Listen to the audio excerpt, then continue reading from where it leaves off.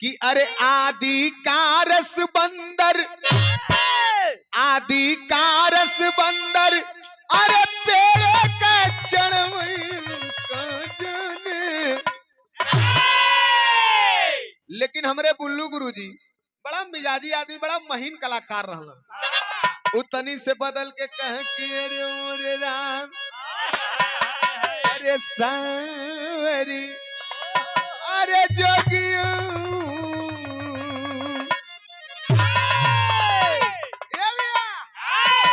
कह कि खा के रसगुल्ला भाई में मजो भी लेवा ना। कह कि ये सुने वाले भैया गावत गावत बुल्लू को बुढ़ाई आ गई। रामदेव गुरु गुरु घूम के कहा कि खा के रसगुल्ला, अरे खा के रसगुल्ला के तेजुल्ला परवलू गोरिया, खा के रसगुल्ला के तेजुल्ला परवलू गोरिया।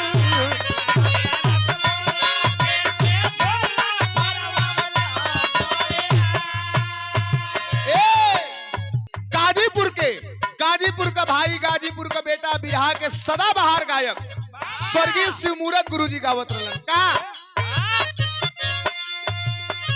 कि दुश्मन मिले सवेरे, दुश्मन मिले सवेरे, मगर मतलबी यार ना मिले। दुश्मन मिले सवेरे, अरे सुनो,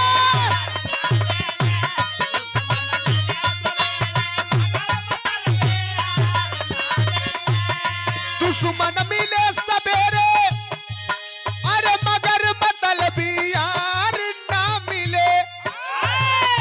कि रढ़ुआ रह जन्म भर, रढ़ुआ रह जन्म भर, मगर कर कसा नार ना मिले।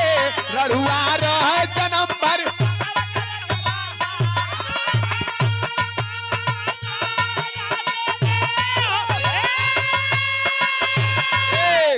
राम यादव गुरुजी लहा देत रहलन कहे कि दुश्मन रढ़ुआ रह जन्म भर, मगर कर कसा नार न मिले।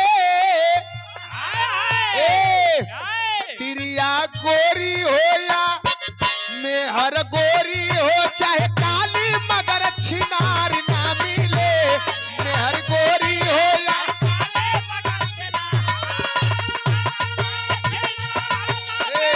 बड़का बाबू एक लाइन और रामदेव गुरुजी लहावत रहलन, बता दे वहू के प्रमोद भैया ई न सुन ले होगा।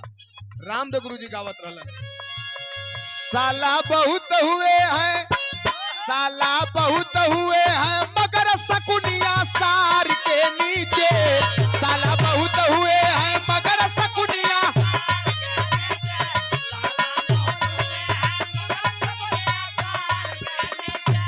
साला बहुत हुए हैं, अरे मगर सकुनिया सार के नीचे।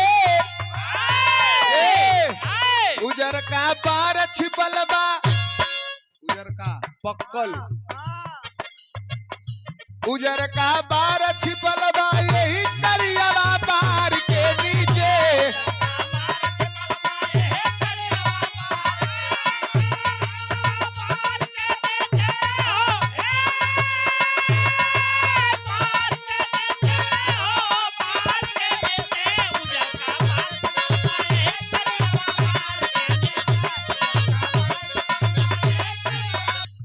दिमाग लगवे करला, लेकिन देखा लिखत हुन का ज्ञान की गरिमा क्या है। ज्ञान चाहे स्कूल में पढ़त हुआ वो मास्टर साहब से ज्ञान लेला, चाहे हारमोनिया बजावत हुआ उनसे ऊ गुरु बना के ज्ञान लेला, चाहे गावत हुआ तो गुरु बना के गुरु से ज्ञान लेला। ज्ञान की गरिमा क्या है, कोई गुरु के ज्ञान से सीखे।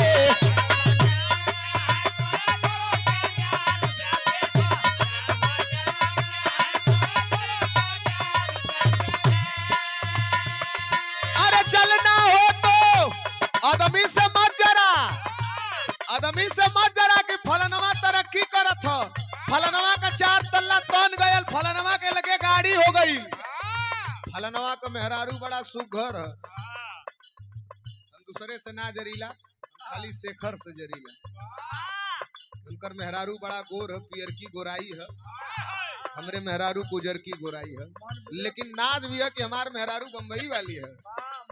चला यह लोगन अगुवाई कैले हुआ चला ना, जब आई तब लोगन कहे कारे पतोहिया का हाल चाल हो, समय बियाह शादी ना भल, लव मैरिज हमार रहे, एयरपोर्ट में पहुंची कहे कारे मिल के आ गए पतोहिया से, हम कही हाँ, ठीक है, हम कही हाँ, एक का बात ना समझ में आए कि हमारे तो लोग नौस पता नहीं कहे। अरे चलना हो तो चलो दीप सम जैसे जले दिवाली,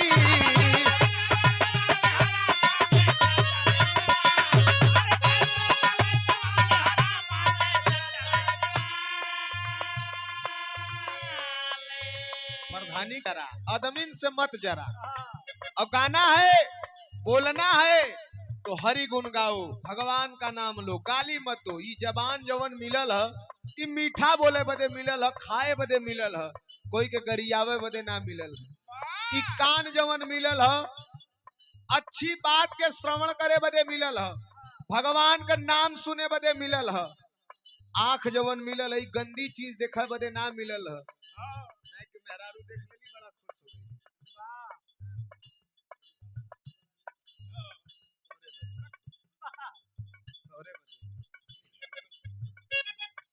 आंख से भगवान का दर्शन करा, अच्छी चीज देखा, कान से बढ़िया चीज सुना, मुंह से बढ़िया बात बोला।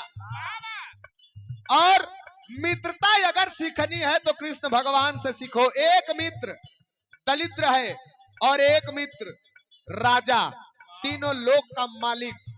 और देखा एक बात और है, सुदामा ज्ञानी रहलन, ब्राह्मण रहलन, ज्ञानी रहलन, भगवान की हन ना जात रहलन, लेकिन सुदामा जी के पत्नी बार बार जब जबरदस्ती कैली द्वारिका पहुंचलन तो बतावे में लजात रहलन लोगन से कि हम कृष्ण भगवान का मित्र है। दरवाजे से ही लौट के जात रहलन कि हमरे मित्र का बेइज्जती हो जाई कि अरे एक राजा और एक भिखारी। लेकिन कृष्ण भगवान के जब पता लगल दौड़ के गईलन न, और भरी मस्जिद में भरी सभा में जितना जलील भलन सब खत्म कर देलन। एक क्षण में उनके अपने गले से लगा के लिया के महल के अंदर सिंहासन पे बैठा देलन। ये मित्रता है। मित्रता अगर सीखनी है तो कृष्ण भगवान से सीखो। आजकल मित्रता कैसन है, समय मित्रता निभावल गल। आगे वाली लाइन में कहना है का,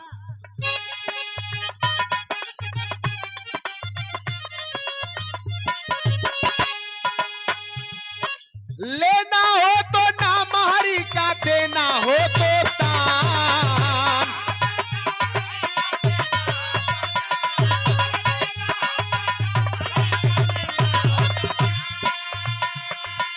खाना हो तो क्रोध को खाओ, अरे खाना हो तो क्रोध को खाओ, करना हो कल्याण, अरे करना हो कल्याण, सेवा माता पिता की जा सरवन संतान से सीखो, सेवा माता पिता की जा सरवन।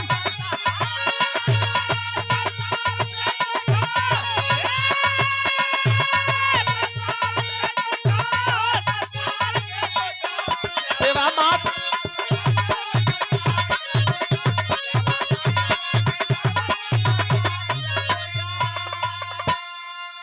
परम सम्मानित आप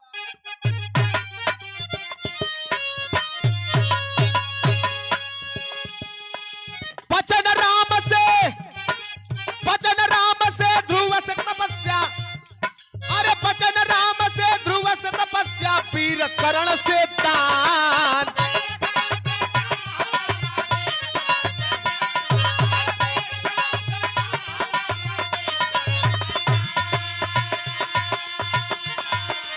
अगर सीखना हो तो सीखो, अगर सीखना हो तो सीखो, दधीची से प्रदान, दधीची से प्रदान। अरे सेवा, अरे स्वामी सेवा क्या है, अरे स्वामी सेवा क्या है, कोई स्वामी सेवा क्या है पवन पुत्र हनुमान से सीखो, स्वामी सेवा क्या है।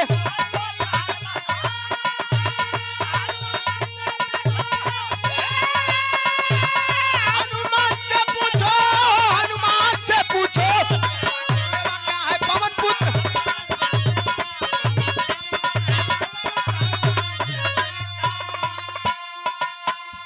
यमा किया ध्रुव से तपस्या और वीर कर्ण से दान। कर्ण अधमरा अवस्था में मर गिरा है रणभूमि में, प्राण अब्बा तब्बा भयल है, निकले वाला है, लेकिन अर्जुन के लेके भगवान परीक्षा लेवे वही समय चल गइलन। कहलन कि हम कमजोर हई, हमरे लड़की का बियाह पड़ल है, दान दे दा। कहलन दान का दे दही, हम तो इस समय लाचार हई। कहलन बड़ा दूर से आली, बड़ा नाम सुनले हई। भगवान इतना कहलन, कर्ण कहलस कि हमार तीर धनुष खाली एक पत्थर दे दा, ताही हमरे लगे सोने का दांत है, तोड़ के तोहे दे दे। भगवान ब्राह्मण वेश में भगवान कहलन कि दान मांगे आल है, तोहार नौकर ना है, अब तू तोड़ा चाहे जैसे तोड़ा, हमें दान दा। केहुनी के बल सरकत सरकत सरकत सरकत गईलन, एक पत्थर उठौलन, दांत मार के तोड़लन और देवे लगलन। तो फिर ब्राह्मण वेश में भगवान एक लकड़ी लगौलन। कहलन कैसन दानी हुआ मर्दवा, जूठा दान देत हुआ, एके धो के दा। लगा तो ब्राह्मण वेश में भगवान कहलन कैसन दानी हुआ, जूठा दान देबा। कहला हमार धनुष बाण कैसहू तनी से हमें उठा के दे देता तो हम एके धो के दे दे। फिर ब्राह्मण वेश में भगवान कहलन कि तोहार गुलाम ना है, एके धो के दा, हम ना जानी। फिर किसी तरह से कर्ण उठता है और धनुष उठाता है, धनुष पर तीर चढ़ा करके यही धरती पे खींच के तीर मरलन और पानी का फव्वारा निकल पड़ल और धो के दांत दान में देवे लगलन। तब भगवान कहलन कि भक्त हम तो तोहार परीक्षा लेत रही, मांग लो क्या चाहिए। कहलन कि दू ही चीज। कलयुग में ऐसा केहू का परीक्षा मत लिया, नहीं तो हर भक्त फेल हो जाई है। और ओकरे बाद हमार लाश वहां पर जरिया जहां एकदम जमीन साफ हो, कोई पाप पर न भल हो। खोजत खोजत खोजत खोजत खोजत खोजत कहीं ना मिलल। तो महाराष्ट्र के धरती पे जब जइबा तो शनि सिग्नापुर के आगे जौन है पड़ला न भैया, न थोड़ा से जगह मिलल, सुई के नोक बराबर, तो वही जमीन में सुई गाड़ के ऊपर हथेली पे चीता लगा के कर्ण का लाश जरूलन। स्वामी भक्ति क्या है, पवन पुत्र हनुमान से सीखो। रामदूत हनुमान जिनके कहल गए, उनके विषय में ज्यादा बतावे के ना हो, आप लोग जानत हुआ। आगे वाली लाइन में कहना का,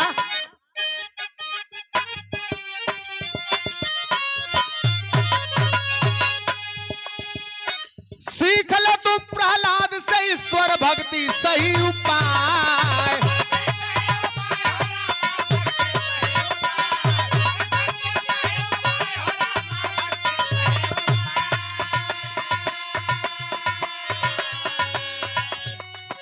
सीख लो तुम प्रहलाद से ईश्वर भक्ति सही उपाय।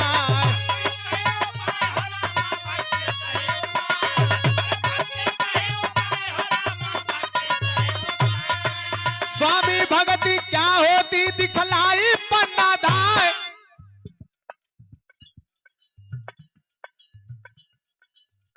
बीडीसी के प्रत्याशी परम आदरणीय प्रकाश यादव और भंडारा के कार्यकर्ता, आप महोदय की ओर से आशीर्वाद, बहुत बहुत प्रणाम।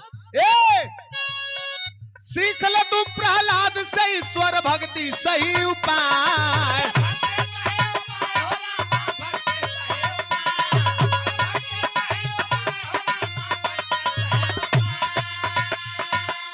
स्वामी भक्ति क्या होती दिखलाई पन्ना धाय, दिखलाई पन्ना धाय। अरे सीखना हो तो प्रतिज्ञा, अरे सीखना हो तो प्रतिज्ञा जाके भीष्म बलवान से सीखो।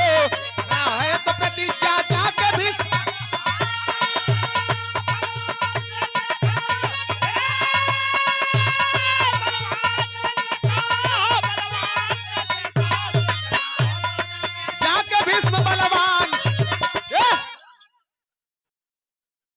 पीटने लगा, बोला कि मेरा पूजा करो, मैं ही भगवान हूँ।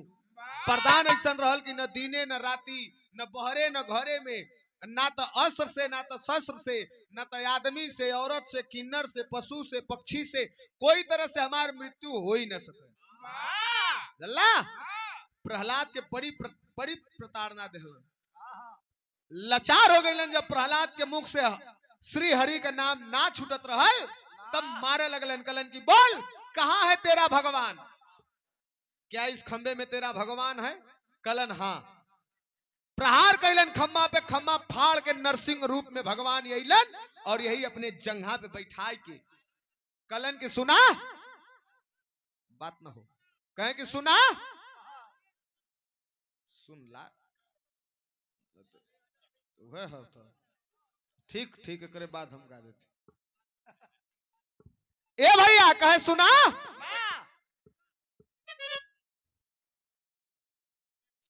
एक ठे पूरा हो जाए देबा तब न। हाँ कहे कि सुना, तुम्हारे वरदान के हिसाब से सारी मर्यादा को रखते हुए देख लो, न तो तुम घर में हो, न तो घर के बाहर हो, दहलीज पे हो, न तो दिन है, न तो रात है, और ना ही शाम है। हमारे राजकुमार राजभर भैया बहुत बहुत प्रणाम। कहे सारी मर्यादा को, नियम को ध्यान में रखते हुए वध कैलन हिरण्यकश्यप का। प्रतिज्ञा सीखनी है तो जाके भीष्म बलवान से सीखो। अंतिम लाइन कैसे?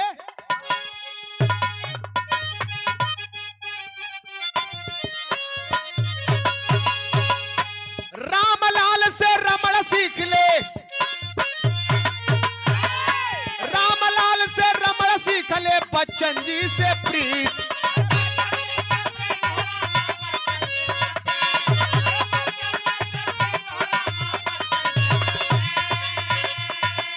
बच्चन जी से प्रीत हो रामा, बच्चन जी से प्रीत।